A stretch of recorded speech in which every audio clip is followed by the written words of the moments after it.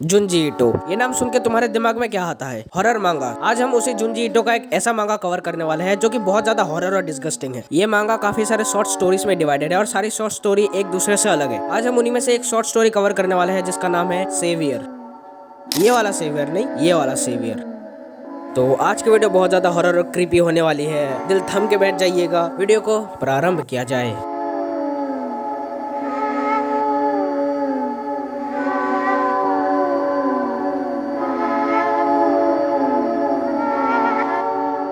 तो स्टोरी के स्टार्टिंग में हमें दिखाया जाता है एक लौंडे को जो कि अपने खिड़की से बाहर झांक रहा है। वो खिड़की से बाहर झांकते हुए बोलता है कि ये जो जगह देख रहे हो वो उसके पड़ोसी का बैकयार्ड है। वो बोलता है कि यहाँ उसके पड़ोस के लोग ज्यादा आते तो नहीं है, लेकिन यहाँ से वो हर रोज एक अजीब से डॉक्टर को उनके घर पे जाते हुए देखता है। और यहाँ मैंने उस डॉक्टर को अजीब क्यों बोला ये तुमको स्टोरी के लास्ट में पता चलेगा। उसको लगता है कि उसके पड़ोस में जो लड़की रहती है वो बीमार वगैरह होगी, इसलिए वो डॉक्टर उसके इलाज के लिए जाता होगा। अपना लौंडा ये सब सोच ही रहा होता है, तभी उसको चिल्लाने की आवाज आती है। ये वही पड़ोस वाली लड़की है जो चिल्ला रही है और वो चिल्लाते हुए एक अजीब सा वर्ड बोलती है, बग।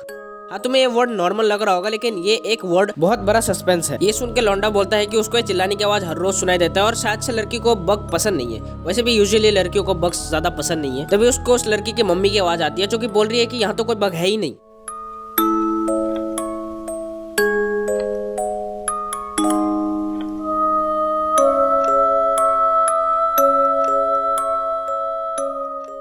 ये सब होने के बाद अगले दिन अपने लौंडे को वही लड़की खिड़की के बाहर झांकते हुए दिखाई देती है। वो लड़की भी अपने लौंडे को देख के अजीब सा स्माइल करती है और अपने बैकयार्ड की तरफ इशारा करती है। और तभी हम देखते हैं कि उस लड़की के हाथों में काफी सारे छोटे छोटे होल्स हैं। और इन होल्स को देख के अपने लौंडे को अपने पास्ट की मेमोरी याद आता है, जहाँ हम उसके ग्रैंडपा को देखते हैं जिसकी पूरी बॉडी सेम होल्स से भरी पड़ी है। How crazy is this. देखो, अगर तुमको ट्राइपोफोबिया है तो कृपा करके वीडियो यहाँ पर छोड़ दो, क्योंकि आगे बहुत ज्यादा खतरनाक होने वाला है। और जिसको ट्राइपोफोबिया नहीं पता तो उसका मतलब ये होता है। और हम नेक्स्ट सीन में ये देखते हैं कि उस लड़की की मम्मी आती है और लड़की को खींचते हुए घर के अंदर ले जाती है और खिड़की बंद कर देती है। इसी के साथ ये दिन भी यहाँ पर खत्म होता है। अगले दिन वो लड़का अपने किसी दोस्त को ये सारी कहानी बता रहा होता है जिसका नाम हिडे है और जिसने सारी कहानी अपने आंखों से देखी। मतलब जो इस पूरे स्टोरी का मेन कैरेक्टर है उसका नाम यूजी है। यूजी हिडे को पूरी स्टोरी बताता है कि उसके पड़ोस में एक ऐसी ऐसी लड़की है और इसके साथ ऐसा ऐसा हादसा वगैरह ऐसा बताता है, लेकिन हिडे इन चीजों पे बिलीव नहीं करता। उसको लगता है कि ये मजाक कर रहा है और स्टोरी के लास्ट में इसके साथ बहुत गंदा मजाक होने वाला है। अभी हम आगे देखते हैं कि हिडे यूजी के घर आया रहता है, पर अपना यूजी तो उन्हीं सब चीजों के बारे में सोच रहा होता है और उन चीजों से बहुत ज्यादा बेचारा डर चुका है। ऑब्वियसली बात है, अगर तुम किसी ऐसे इंसान को देखोगे जिसकी पूरी बॉडी में छेद ही छेद हो, तुम्हारी आत्मा तुम मुंह दोगे वहां पर। तुम छोड़ो, मैं खुद मुंह दूंगा यार। बाय द वे आगे हिडे बताता है कि उसने उसकी मम्मी को उस लड़की के बारे में पूछा था एंड उसको वहां से कुछ इन्फॉर्मेशन मिला जिसके बारे में किसी को बताने के लिए मना किया है, पर फिर भी as you know best friends है तो यूजी को सारी इन्फॉर्मेशन दे देता है। और वहां से हमको पता लगता है कि वो लड़की बचपन से ही थोड़ी सी अजीब है। मतलब उसका जब बर्थ हुआ था ना ही वो सांस ले रही थी ना ही रो रही थी, एंड कुछ दिनों के बाद उसके बॉडी में कुछ अजीब से होल्स बनने लगे और उन होल्स से वो लड़की सांस ले रही थी। ये सब बोलते बोलते हिडे को एक बुक मिलता है। वो बुक एक्चुअली उसके दादाजी की डायरी है, मतलब यूजी के दादाजी की डायरी है। तो हिडे सोचता है कि यहाँ से पता चले कुछ थोड़ा मोड़ा इन्फॉर्मेशन मिल जाए, तो वो हिडे उस बुक को खोल के पढ़ने बैठ जाता है और वहां से हमको काफी सारी इन्फॉर्मेशन मिलता भी है। तो आओ जरा उस बुक पे नजर मार दिया जाए।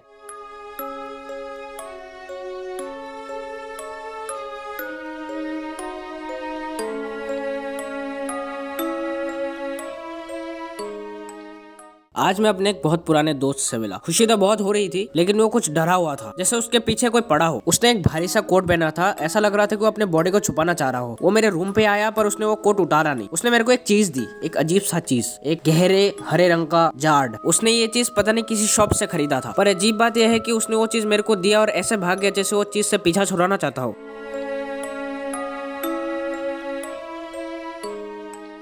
आज सुबह से पता नहीं क्यों मैं उस जाड़ की तरह भी घूरता रहा। ऐसा लग रहा था कि वो जाड़ भी मुझे ही देख रहा है। ऐसा लग रहा था कि उसके अंदर कुछ जिंदा है, कुछ जिंदा।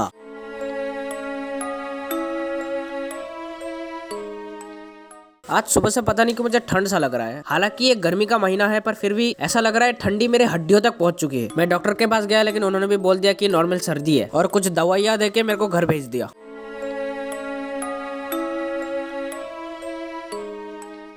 आज मुझे कुछ ज्यादा ही ठंड लग रही थी और सबसे डरावनी बात, आज मेरे शरीर पे कुछ छोटे छोटे छेद हो चुके हैं।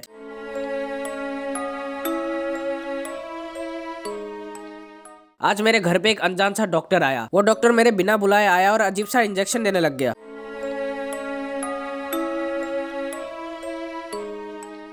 कीड़े, मेरे रूम में इतने सारे कीड़े, ये कीड़े मेरे शरीर से निकल रहे हैं।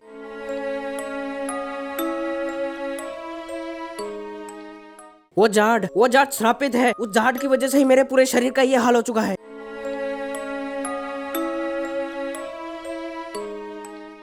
आज वो डॉक्टर फिर से मेरे घर मिलने आया। ऐसा लग रहा था कि उस श्रापित जाट के साथ इस डॉक्टर का कोई ना कोई तो कनेक्शन है।